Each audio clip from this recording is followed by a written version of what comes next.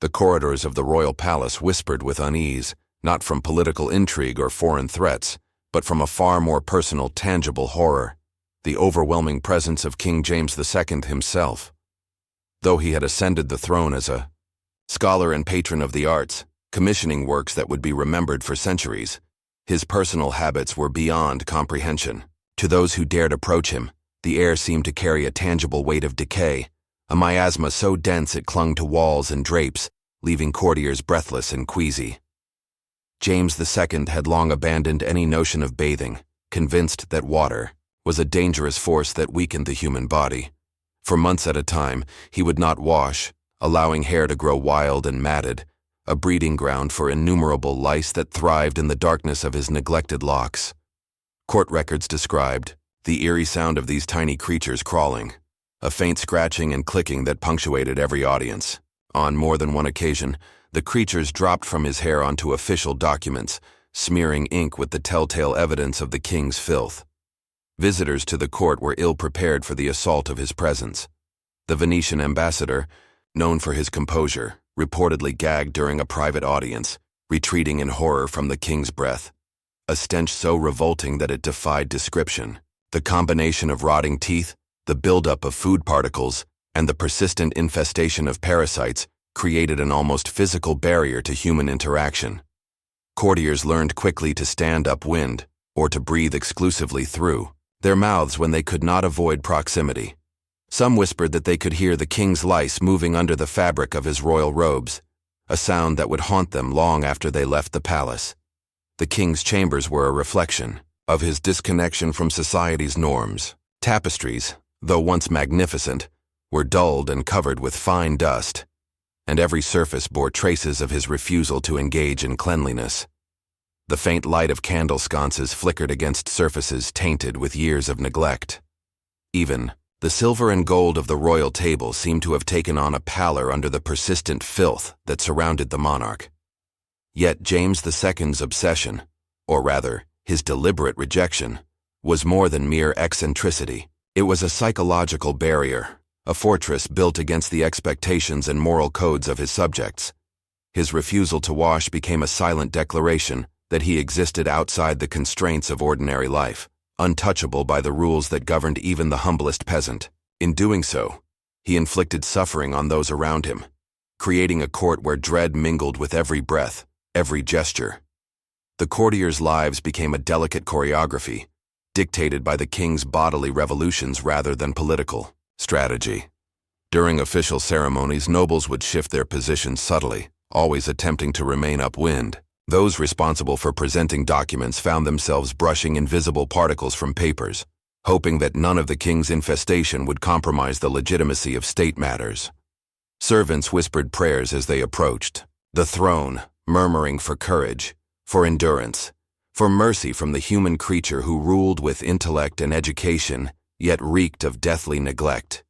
Yet there were moments, fleeting and rare, when glimpses of the man beneath the chaos could be sensed. Scholars admired his intelligence, his commitment to the arts, his passion for theology. But these attributes, normally hallmarks of a wise monarch, were overshadowed entirely by the horror of his physical presence. No human achievement could cleanse the air, erase the stench, or restore the dignity of the court. The king's mind and body were locked in a grotesque symbiosis, a manifestation of power divorced from responsibility, intellect severed from social grace. This grotesque spectacle was more than a private nightmare. The psychological implications rippled throughout the kingdom.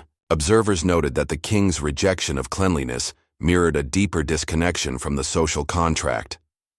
If the monarch, the very symbol of order and civility, could descend into such filth without consequence, what then could hold the rest of society accountable?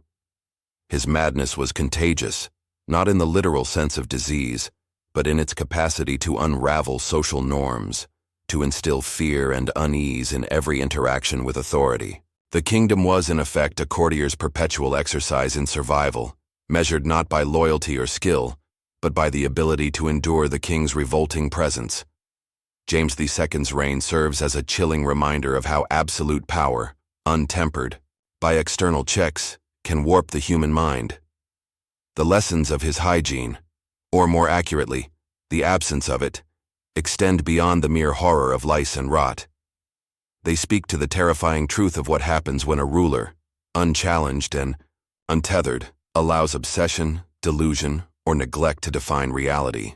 In those shadowed halls, amidst whispers and fearful glances, history recorded not the glory of scholarship or royal decree, but the horrifying testament of humanity's capacity to descend into madness when authority is absolute.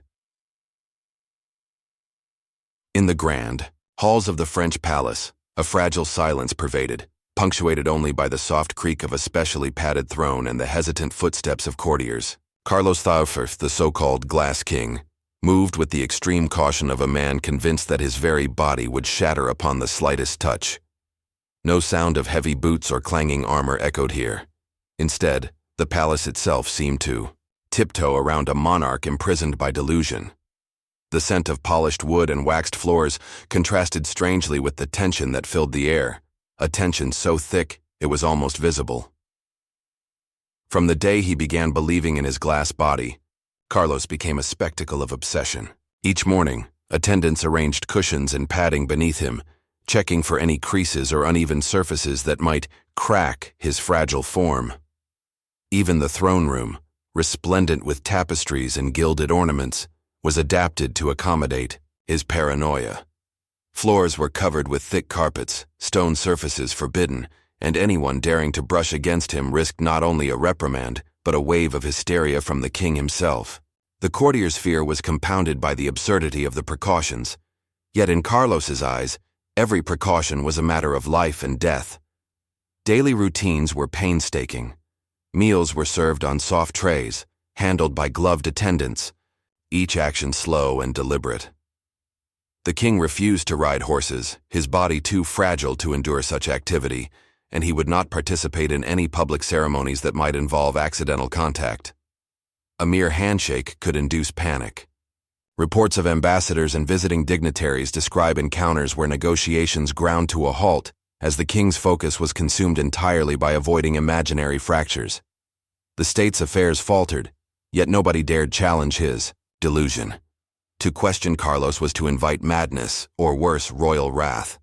As decades passed, the delusion intensified. Over 30 years, the so-called Glass King developed complex rituals to protect his fragile body. Special clothing, padded boots, and careful seating arrangements became his armor. Courtiers learned to anticipate his whims, positioning themselves like acrobats to ensure the king's safety. Yet, despite all care, his obsession disrupted governance.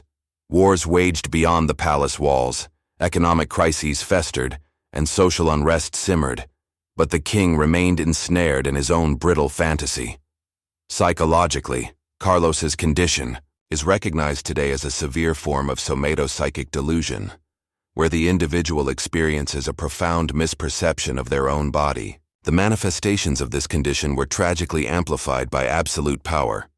The isolation afforded by kingship, coupled with the absence of anyone willing to contradict him, transformed a treatable mental illness into a lifetime of governance, paralyzed by fear of imagined fragility. Yet Carlos was not simply a man in fear. He became an architect of his own tragedy. Courtiers, servants, and soldiers adapted their lives around the king's delusion, performing elaborate dances of obedience and caution. Everyday decisions, construction of floors, choice of seating, the manner of approaching the king required meticulous planning. This constant vigilance strained the human spirit, leaving everyone in the palace tense, nervous, and exhausted. A kingdom's stability hinged on rituals that existed only to placate the fantasies of a fragile mind. Despite his delusion, Carlos retained moments of sharp intellect, reading, writing, and engaging with scholars, but his brilliance could not counterbalance the tyranny of his paranoia. The policies, treaties, and ceremonies that required a decisive monarch were rendered ineffective, as every initiative was filtered through the lens of fragility. Statecraft was replaced by ritual, diplomacy by ceremony, governance by caution. The tale of Carlos the Mad is more than a curiosity, it is a warning. Absolute power, unchecked by reality or counsel, can twist the human mind in ways that endanger not just the individual but an entire nation. The fragile body of a king becomes a metaphor for the fragility of governance, for the peril that arises when perception, reason, and reality are severed by delusion. The Winter Palace of St. Petersburg shivered under a cold gray sky, yet inside, chaos reigned. Pedro III, barely 6 months on the throne in 1762, had transformed the royal court into a theater of absurdity. Officers, ministers, and servants, all, seasoned veterans of governance and military campaigns, found themselves reduced to toy soldiers, crawling across floors, waving imaginary swords, and obeying the emperor's every shouted command. The echo of laughter and barking orders reverberated through the marble halls, a distorted symphony of authority and madness. Pedro's mind could not distinguish between reality and play. Wooden soldiers, carved meticulously by court artisans, became the basis for real military promotions and demotions. A commander whose miniature figure faltered in a mock battle might find himself stripped of rank. Another whose toy troops excelled could ascend rapidly, regardless of actual battlefield experience. The absurdity was total, and yet absolute. No officer dared challenge the emperor. The palace, a center of strategic planning, had become a hall of childish warfare. Each day the emperor devised new games. Some afternoons involved elaborate sieges on palace corridors, while others turned the throne room into a battlefield where courtiers were forced to march, kneel, or pretend to be cannon fodder. The sound of boots scraping against carpets, the frantic motions of men pretending to charge or retreat, filled every chamber. Pedro watched with rapt intensity, his eyes alight with a strange joy, while advisors whispered in corners, uncertain how to reconcile the demands of governance with the whims of a man detached from reality. Yet the emperor's madness had consequences far beyond palace walls. Orders issued during these mock battles often translated into official commands. Troops were repositioned according to the outcomes of wooden skirmishes. Diplomats received nonsensical instructions based on imaginary campaigns. The Russian military's effectiveness deteriorated rapidly. Messages, once clear and precise, now carried the weight of a deranged mind. Soldiers and civilians alike began to fear not just the whims of an emperor, but the cascading confusion his delusions unleashed. The court itself became a landscape of tension and absurdity. Officers crawled across polished floors to simulate infantry maneuvers, ministers marched in tight formation pretending to be cavalry, and the emperor's laughter echoed like a bell of madness. The air smelled faintly of wax and polished wood, but beneath it lingered the anxiety of men caught in an impossible game. Pedro's delight in these mock battles was total. The palace, however, suffered irreparably under the strain of endless performances. Pedro III's brief reign offers a stark example of absolute power, twisted by delusion. No council, no tradition, no sense of duty could contain him. Each mock engagement was a reminder that reality was optional for the emperor, and the kingdom itself was hostage to a game of make-believe. Historical accounts describe officers so demoralized that some contemplated abandoning duty entirely. Yet fear of the emperor's unpredictable anger kept them bound to his bizarre spectacles. In moments of relative quiet, Pedro would inspect the wooden troops, carefully moving tiny cannons or rearranging figures with meticulous precision. Courtiers and artisans, exhausted by endless performances, could only watch as the emperor's obsession consumed hours, days, and crucial governance. Even foreign diplomats were drawn into the charade, sometimes participating unknowingly, often humiliated by their forced compliance. The psychological toll was immense. Pedro's inability to differentiate between play and reality created a court steeped in tension, absurdity, and fear. Laughter mingled with anxiety. Obedience merged with humiliation. And yet in the emperor's mind, everything was perfectly rational, perfectly necessary. Reality had bent to his whims, and the kingdom suffered in silence. The palace of Cairo gleamed with opulence, but behind its gilded walls lurked a monarch consumed by compulsions. Farouk, one of the most enigmatic and controversial rulers in Egyptian history, had inherited a kingdom rich in culture, resources, and promise, but his mind and appetite were consumed by indulgence. His court spoke in hushed tones about his daily rituals, his obsession with collecting objects, and the compulsive behaviors that often eclipse the responsibilities of a sovereign. Farouk's day began late, often after long hours devoted to his private collections. Among these were treasures that ranged from watches to jewels, fountains pens, and rare art pieces. Nothing was safe from his grasp. Diplomats attending court events were often robbed of their personal items before formal ceremonies began. Witnesses, reporting the king's nimble fingers with disbelief and fear. Farouk's thefts were not driven by need. He was already one of the wealthiest men in the world. Rather, they were manifestations of an uncontrollable compulsion, an insatiable urge. That transcended reason. Food, too, became a theater of excess. Each meal was a sprawling event, a sequence of dozens of courses that tested the limits of human digestion. Rich sauces, elaborate pastries, roasted meats, and copious wine flowed endlessly. Courtiers watched in silent horror as the king ate, continuously, ignoring fatigue or the discomfort of his own body. Meals lasted for hours, punctuated only by brief pauses to inspect some newly acquired object or rare artifact. Even the most seasoned palace attendants could not keep pace with his demands, constantly replenishing dishes, adjusting seating, and monitoring the king's indulgence. Farouk's obsession extended beyond objects and food. His private chambers contained a vast library of explicit materials collected from around the globe. Entire wings of the palace were dedicated to the storage, organization, and viewing of these items. Days could pass without any state affairs being addressed, as the king indulged in his compulsions with total disregard for the governance of his nation. The court existed as a stage upon which his obsessions could be performed, a world reshaped to fit the boundaries of his desires. Yet it was not merely indulgence that defined Farouk's reign. It was the manner in which these obsessions consumed attention, energy, and resources. Projects vital to the country were neglected, while his servants and ministers became enablers of a lifestyle that grew increasingly surreal.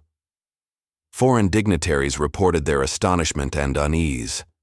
Nothing in diplomatic protocol could account for the king's relentless compulsion to acquire, consume, and indulge. The kingdom, though prosperous on paper, teetered on the edge of dysfunction under the weight of one man's obsessions. Despite the decadence and absurdity, glimpses of charisma remained. Farouk could charm visitors, inspire loyalty, and command attention with ease. Yet these qualities were hollowed out by compulsive behaviors. The king's life, rich in sensory indulgence, became a theater of obsession, a surreal performance of human desire unchecked by restraint, reason, or consequence.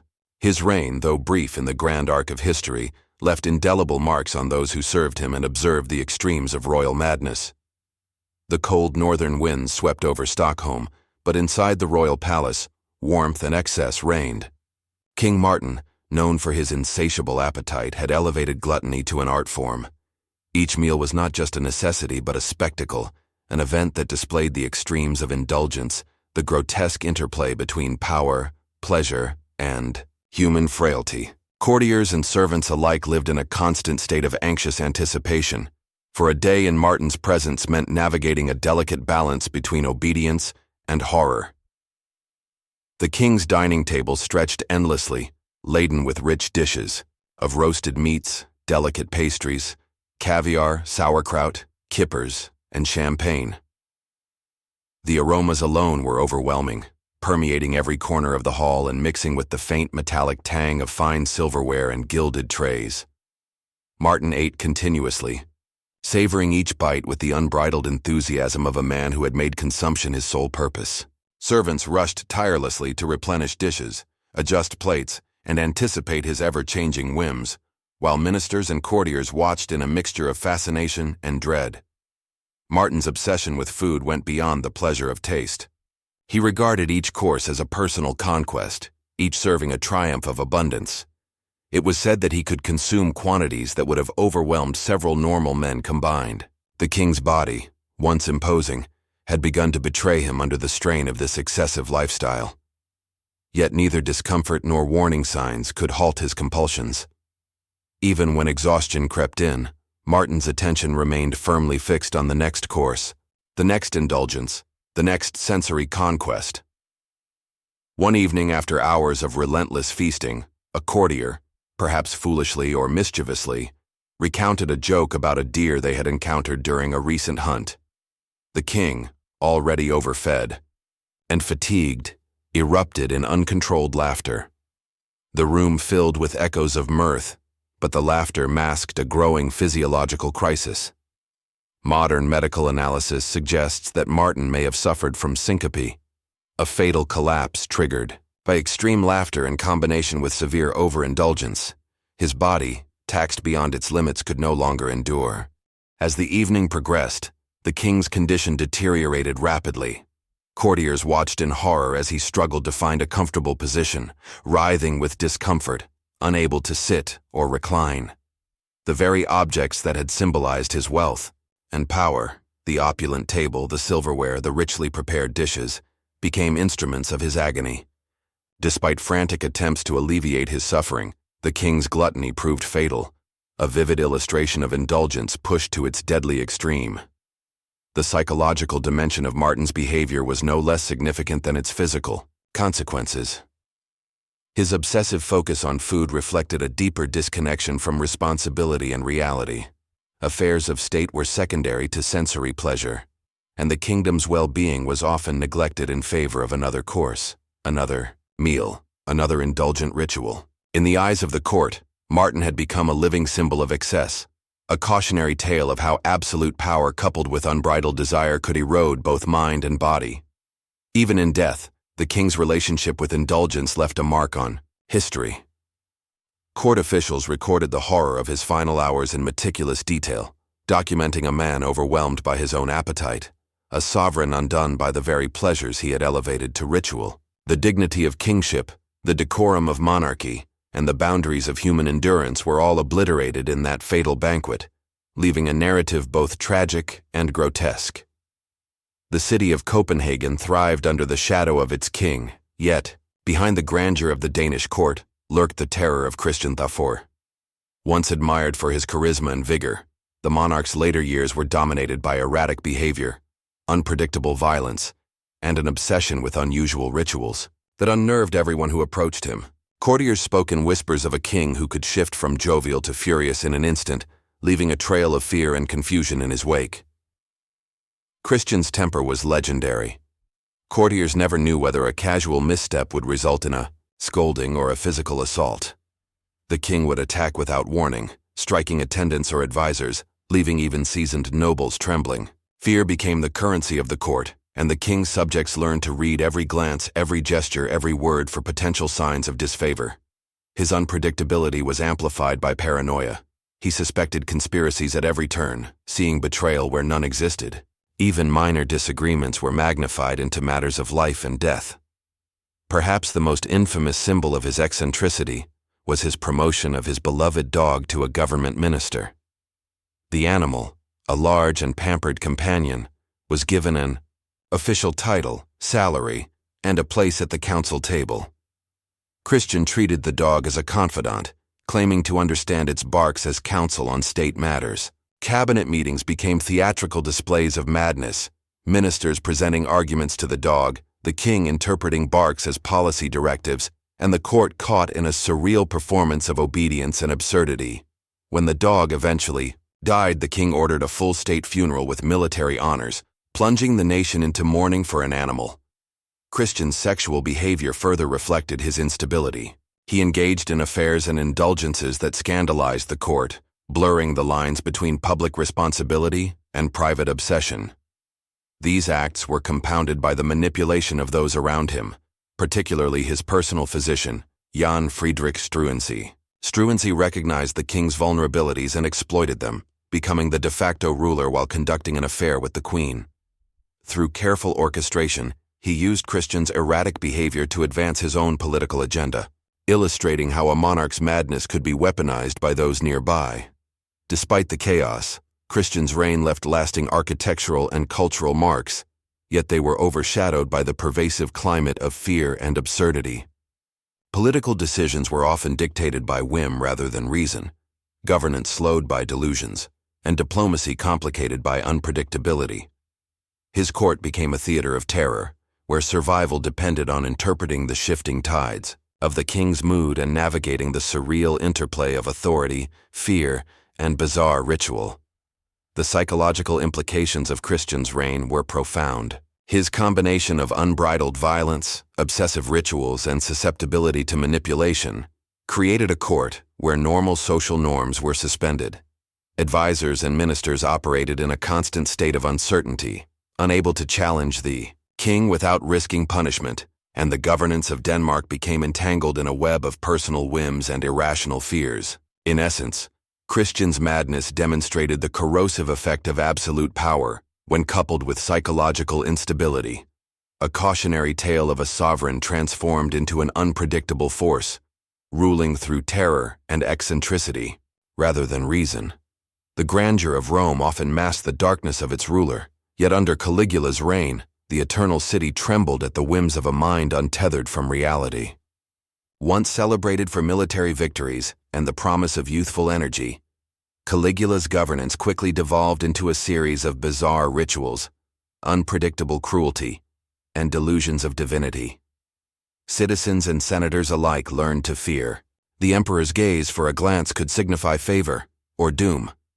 One of the most infamous aspects of Caligula's madness was his relationship with his horse, Incitatus.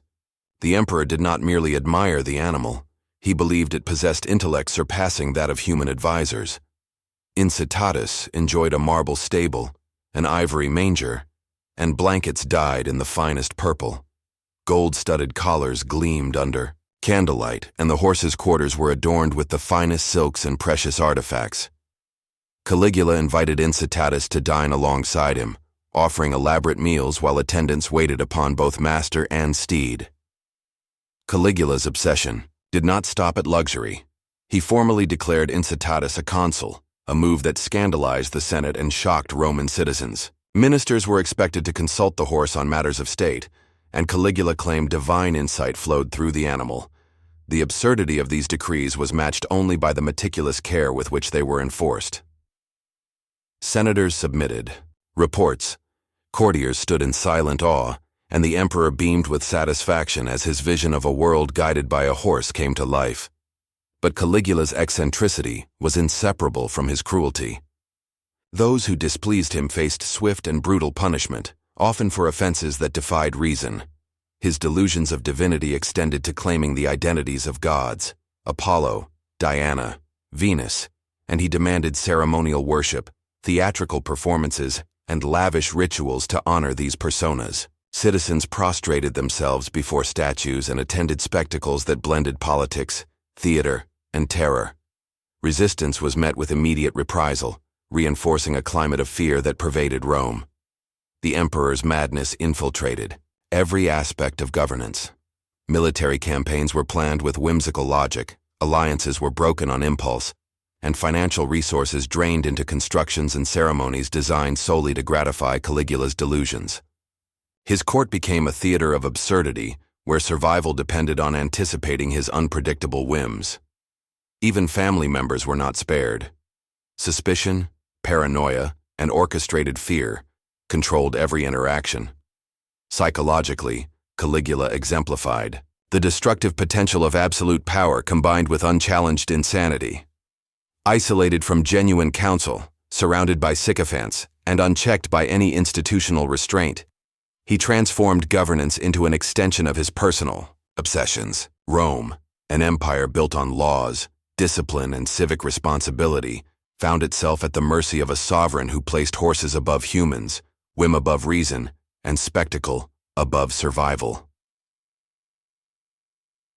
Bavaria, in the late 19th century, glittered with cultural pride and technological progress, yet within its heart lay the private world of Ludwig II, a king whose mind had retreated entirely into fantasy. Known as the fairy tale king, Ludwig's obsession with medieval romance, myth, and opera rendered him increasingly isolated from the political realities of his kingdom. While Europe experienced industrial transformation and social upheaval, Ludwig immersed himself in the opulent dreams of a bygone era, retreating behind castle walls of his own design. The king's castles were architectural marvels, yet they existed solely for his imagination. Neuschwanstein, Linderhof, and Herrenchiemsee were filled with soaring towers, elaborate frescoes, and chambers designed to recreate scenes from Wagnerian operas and medieval legends. Ludwig spent countless hours wandering these halls, adorned, in costumes inspired by heroic characters, acting out scenes with a passion bordering on mania. Servants followed silent instructions, ensuring that each performance met the king's exacting standards, while courtiers and architects endured both awe and exhaustion trying to satisfy his extravagant whims. Ludwig's fascination with the deceased was equally peculiar. He staged formal dinners with the ghosts of former monarchs, speaking to them as though they were present, arranging elaborate table settings, and ensuring that each spectral guest was honored according to imagined protocol. These rituals were both theatrical and solitary, an outward display of devotion to the grandeur of history filtered through the prism of his elaborate fantasies. Isolation became the king's chosen companion. He rejected contemporary politics, industrial progress, and even essential governance tasks. Advisors were treated as participants in his fantasies rather than guides for practical decision-making. Meetings were delayed or ignored, state business suffered, and diplomacy often faltered as Ludwig's focus remained fixated on his artistic and romantic obsessions. The boundaries between reality and illusion blurred, creating a court that existed half in the tangible world and half in the kingdom of the king's imagination. Psychologically, Ludwig's life is a study in the retreat of the human mind when, unrestrained by practical responsibility, the king's wealth and absolute authority enabled him to pursue every elaborate fantasy, with no external constraints to temper his obsessions.